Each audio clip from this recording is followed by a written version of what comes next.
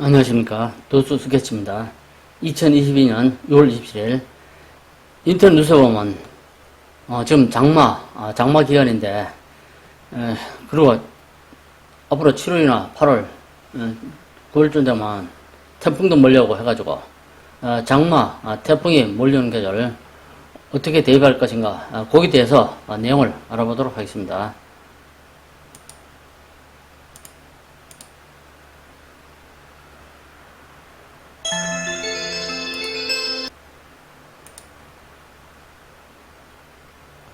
기상청 날씨 예보인데 창고기가 유입되고 대기 같은 고온 낮수가 공기가 유입되면서 대기 불안정이 더욱 강화되어 소나기가 오는 지역에서는 순간 풍속이 70km/s 이상의 매우 강한 동풍과 함께 천둥, 번개가 치는 곳이 있겠고 특히 우박이 떨어지는 곳도 있겠으나 시설물 관리와 안전사고, 농작물 관리에 특별히 유의한다고 합니다. 화면에는 윈드라고 태풍이 올 수 있는 걸 알아볼 수 있는 웹입니다. 웹사이트. 윈드라는 사이트를 내용을 살펴보면 화면같이 화면은 바닷물의 흐름을 알 수 있고 또 오른쪽 항목에 보면은 날씨 레이더 그리고 그 다음에 위성 화면에서 인공위에서 찍은 화면 구름이 흘러가는 한 번 더 주변을 흘러가는 모습을 볼 수 있고 그 다음에 그 밑에는 바람, 그 다음에 돌풍, 비행기 항목이 쭉 떠 있습니다. 지금은 위성에서 바라본 한 번 더 주변에 구름 흘러가는 모습입니다. 이거를 좀 빠르게 하면은 이거는 바람이 엄청 부는가 그거 알 수 있고 그 다음에 돌풍이고 돌풍이 확대하는 모습이고 그 다음에 강수량 유력 강수량이고 그 다음에 새 눈이고 이건 내우 이거는 온도 쭉 내리면 온도 한 번 더 주변 온도 붉은색이 온도가 높은 거고 그 다음에 습도 등등이 나오고 그 다음에 쭉 내리면 비와 눈, 여기 파도 오고 이 항목이 있어가지고 자기가 원하는 항목을 보면 한 번 더 주변에 흐름을 윈드라는 프로그램을 통해서 위에 윈드라 요리 적혀있는데 요 사이트 들어가면 여러가지 요 항목에 대해서 필요한 항목을 볼 수가 있습니다. 요 질소가스 여기 차이나의 동해안 쪽에 몸에 흐르는 질소가스가 발생해서 한반도적으로 흘러들어옴을 볼 수 있습니다. 차이나에서 발생한 질소가스 한 번 늘을 좀 오염시키고 있는 그런 모습입니다, 지금. 여기 이상 여러 항목이 있으니까 태풍이나 또 비바람 그런 걸 알고 싶다면 윈드라는 사이트에 들어가가지고 오른쪽 항목을 열어보면 자기가 본인이 원하고 싶은 항목을 알아볼 수 있습니다. 그 다음에 태풍 대비 안전수칙인데 이게 한 2, 3년 된 뉴스 동영상인데 태풍 대비 안전수칙 내용이 뭔가 알아보겠습니다. 길목 말아줍니다. 태풍 피해 미리 대비하면 크게 줄일 수 있습니다. 축대와 담장은 사전에 점검해 보수하고 특히 가로등과 신호등, 고압전선에는 접근하면 안 됩니다. 태풍 경보가 발효되면 즉시 모든 어업 활동을 중단해야 합니다. 이석액은 해수욕장이나 바닷가에 나가선 안 되고 해안도로는 해일 피해 우려가 있기 때문에 운행을 자제해야 합니다. 비닐하우스는 날아가기 쉬우므로 결박 조치를 하고 배수로를 철저히 점검 보수하며 산사태가 의심될 때는 즉시 안전한 곳으로 이동해 주십시오. 태풍으로 인한 피해 안전수칙을 지켜 최소화합시다. 무더위가 이어지는 가운데 건강하게 여름을 보내기 위해 노력할 무렵 예기치 않은 불청객이 찾아올 수 있습니다. 바로 태풍인데요. 태풍이 지나가면 막대한 피해가 발생하고 그 피해 규모조차 가늠할 수 없기 때문에 철저한 대비가 무엇보다 중요합니다.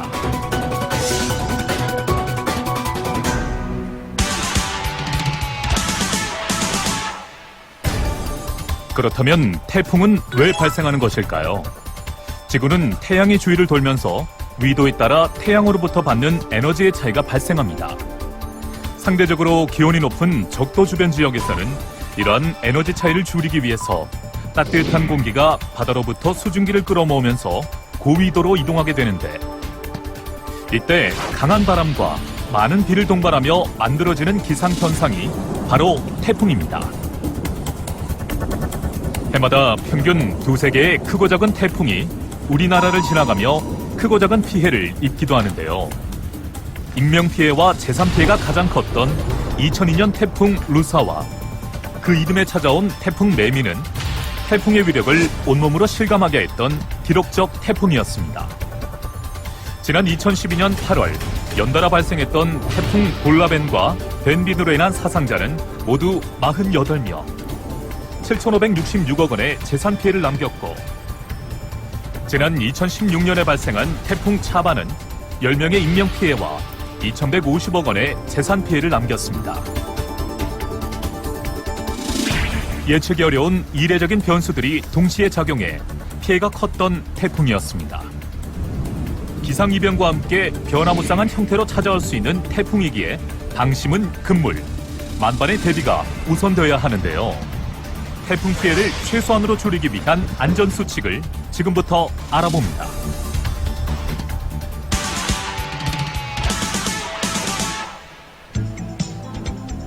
먼저 태풍 경보가 발생하면 가급적 외출을 자제하고 TV나 라디오, 인터넷, 스마트폰 등을 통해 기상예보 및 태풍 상황을 주시합니다. 스마트폰에 재난 관련 어플리케이션을 사전에 설치해두면 편리한데요. 재난안전정보 포털 앱 안전디딤돌과 기상청 날씨누리를 활용하면 실시간으로 정보를 얻을 수 있습니다. 또한 강풍에 유리창이 깨질 위험을 막기 위해서는 유리창과 창틀 사이에 빈 공간이 없도록 테이프로 틈새를 잘 메워주는 것이 효과적입니다.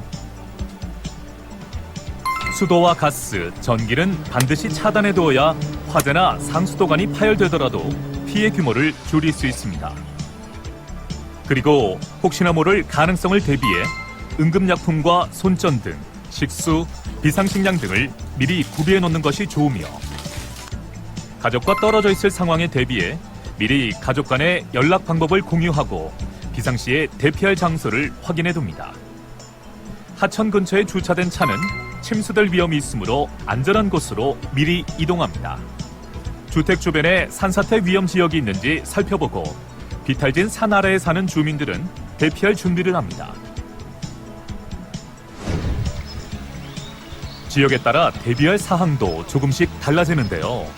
농촌 산간 지역은 다음과 같습니다.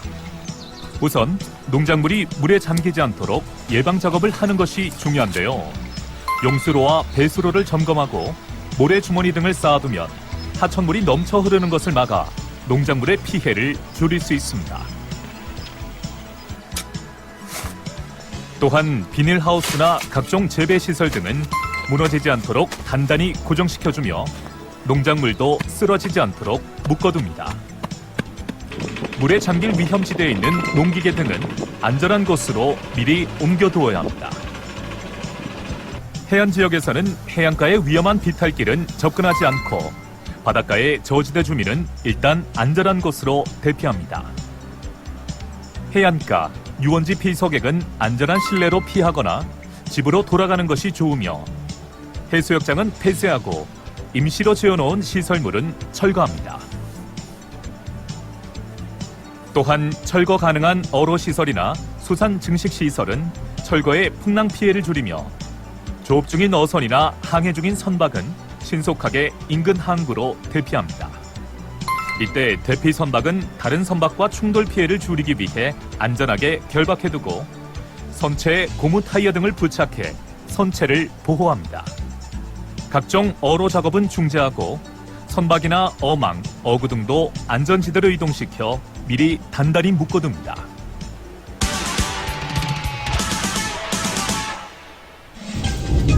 본격적으로 태풍 영향권에 들어가 강풍이 불고 폭우가 쏟아진다면 외출을 자제하고 집 밖에 있을 시엔 가까운 관공서나 실내 등 안전한 장소로 들어가 피하는 것이 좋습니다.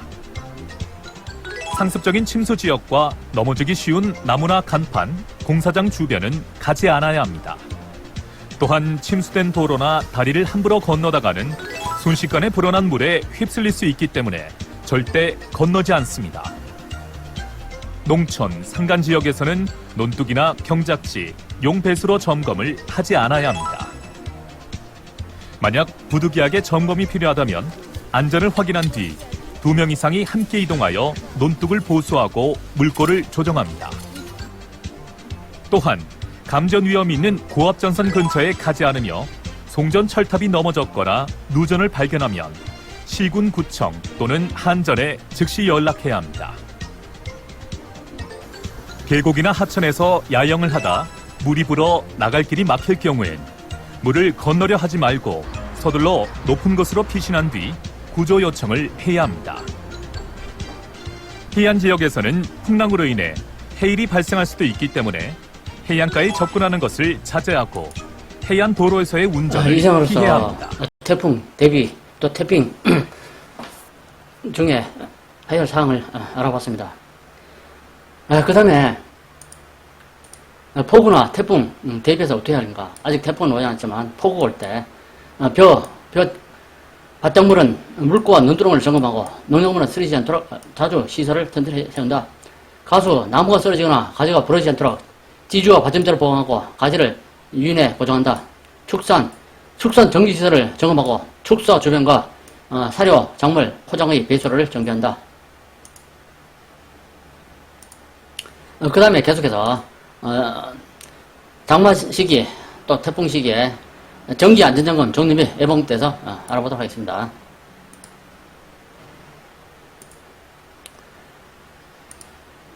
전기장판은 똘똘 말아서 보관하기. 전기라면은 적거나 물건 등으로 일정한 부품이 안녕히 가실 경우 그 부분이 가열, 전선, 열선 끊어짐으로 해서 전기 화재가 발생할 수 있으므로 전기장판을 보관할 때는 말아서 보관하기 좋다.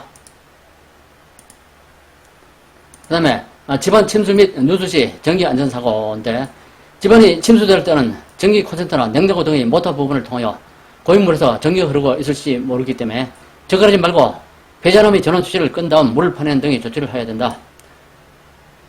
특히 장마철에 생명을 잃는 가장 위험한 전기사고 중 하나가 전원 쪽이 침수된 것을 모르고 접근하다 사고를 당한 경우이므로 이 점에 각별히 유의해야 된다. 그 다음에 비바람이 불 때 전기 안전사고. 주택의 경우 비바람이 불을 때는 집과 연결된 전선이 끊어지거나 나무까지 마찰되어 전선이 껍질이 벗겨지는 경우도 있다.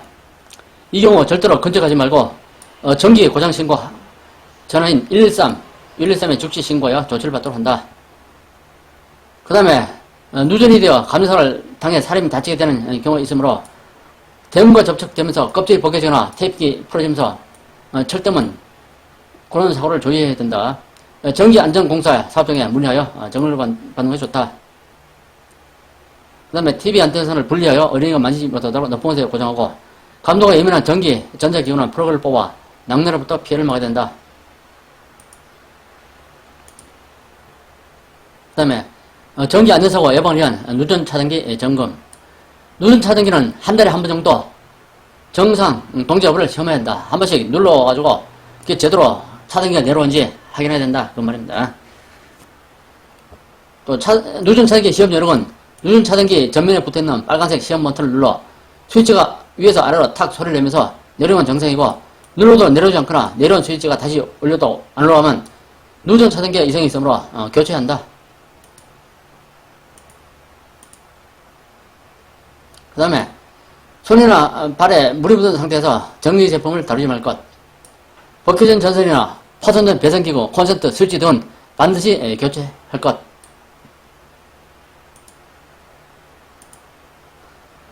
그 다음에 장마철 정기안수치. 비슷한 내용인데 큰 타이틀만 읽으면 장마 시작 전 누전 차단기 점검하기, 비올 때 전기 시설을 멀리하기, 침수시 분전함 차단하기, 에어컨 사용 시 실외기 주의하기. 비올 때는 가로등이나 전봇대 등에 접촉하면은 잘못하면 전기 감전이 누전이 있기 때문에 비올 때는 가로등, 전봇대 등을 접촉하지 않는다. 이것이 중요합니다. 비슷한 내용인데 앞에 동영에서 말한 내용과 중복되는 것도 있고 한데 내용을 살펴보면 물막이 등 침수 방지 시설을 설치하라. 하수구와 집 주변 배수구도 미리 점검해두라. 그 다음에 빗물 버티 덮개와 쐐기는 제거해주라. 빗물이 잘 빠지도록.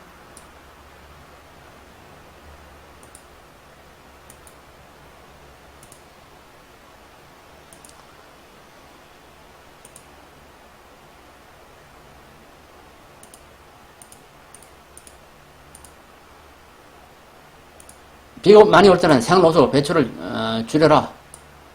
폭우시에 호수 배출을 줄이는 것도 침수 피해를 줄이는 데 도움이 된다. 그것도 앞에 중복도 내는데 추가적으로 집중 많은 비 올 때는 하천 주변 침수로 구간, 맨홀, 전신주, 가로등 근처에는 접근하지 않는다.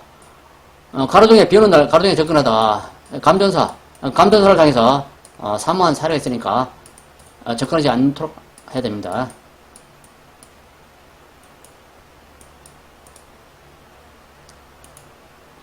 그 다음에, 그것도 중복, 내용이 앞에서 중복되는데, 침수 예상 시 신속히 대피 119, 120으로 신고하라. 침수된 집은 가스가 찰 수 있으므로 집에 들어가면 환기를 먼저 해라. 침수 예상 시 신속히 대피 119, 120으로 신고하라. 뭐, 이런 내용이다. 이상으로, 장마, 태풍 시 대비할 점과 주의사항에 대해서 알아봤습니다. 오늘 준비는 여기까지입니다. 시청해주셔서 감사합니다.